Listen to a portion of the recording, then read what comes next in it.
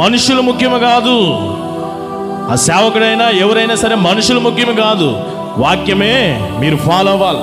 వాక్యములో ఏదుంటే అదే, సేవకుడు ఏది చెప్తే అది ఫాలో అవ్వద్దు. మరలా అది వాక్యములో ఉంటేనే ఫాలో అవ్వాలి. మీరు వాక్యములో ఉంటేనే ఫాలో అవ్వండి. అది ఏ సేవకుడైనా, నేనైనా సరే వాక్యంలో లేకపోతే మీరు ఫాలో అవ్వని అవసరం లేదు. ఎంత గొప్ప సేవకుడైనా సరే వాక్యమునే ఫాలో అవ్వండి. సేవకులను మీరు ఫాలో అవ్వద్దు. వారు ప్రయాసపడ్డారు. అదేంటి ఊరకనే నిలవబడితే దేవుడు కార్యం అన్నాడు కదా? లేదు లేదు, ప్రయాసపడ్డారు. దినానికి ఒక్క మారు తిరగడం అంటే ప్రయాస కాదంటారా? కాలి నడకన తిరగడం అంటే ప్రయాస కదా? ఎస్, వారు దేవుని కార్యం కొరకు ప్రయాసపడ్డారు. 6 రోజులు కాలి నడకన ప్రయాసపడ్డారు. 7వ రోజు 7 మార్లు తిరగడానికి ప్రయాసపడ్డారు. 7వ రోజు తిరగడం మాత్రమే కాదు, ఆర్భాటముతో కేకలు వేశారు. ఎప్పుడైతే ఆర్భాటముతో దేవుని కార్యం జరగాలి అంటే ఆర్భాటముతో కేకలు వేయి. పక్కన అంత గట్టిగా అరవకపోతే దేవుడు మన ప్రార్థన వినడా? ఏ ఊరకనే మనం ఎలా నుంచొని హల్లెలూయా స్తుతి మహిమ అంటే దేవుడు వినడా? దేవుడు నీకు ఇచ్చిన శక్తి లోకంలో 100% పెడతావే నీ ఎఫర్ట్స్ అన్నీ కూడా.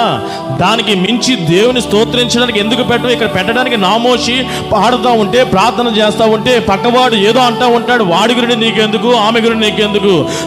వారు ఆ రీతిగా అనుకుంటే దేవుని కార్యం జరిగేదే కాదు. అదే నాన్న ఆర్భాటముతో వారి కేకలు వేశారండి. కార్యం జరుగుతుందని కార్యం జరిగిపోయింది.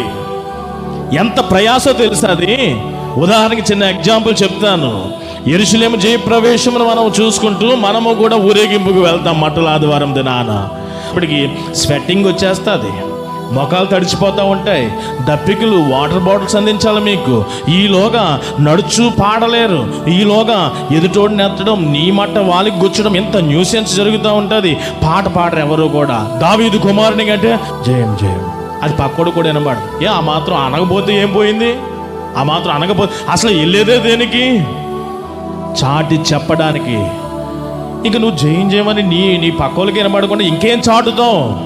నామోషి, సిగ్గు, బిడియం, ఇంకెవడో ఏదో అనేస్తాడని. లేదు లేదు, దేవుని కార్యం జరగాలంటే నీకు రెట్టింపు ఉత్సాహంతో బుధవారపు ఆరాధన, శుక్రవారపు ఆరాధనలో నువ్వు రెట్టింపు గొప్ప కేకలతో దేవాని స్తుతిని ప్రచురపరిచినట్లు నా నోటిని బాగుగా తెరవు. కూర్చొని చప్పట్లు కొడతావుదా అంటే ఆరోగ్యం ఉంది కదా? దగ్గరగా దేవుని స్తోత్రించి కొట్టు చప్పట్లు గట్టిగా. అది కొట్టేది పక్కోడికి కాదు, వాడు ఏదో యుద్ధం చేస్తాడు, దేవునికి కొడుతున్నావు. ఎంతోమంది అనేక రీతిలుగా ఆటంకపరుస్తూ ఉంటారు. కాదు కాదు, మనసులో పెట్టుకోబాక. అలాగైతే దేవుని కార్యం జరగదు. ఎరుకో లాంటి బలమైన ప్రాకారాలు నీ జీవితంలో ఎన్నో ఉండిపోతాయి.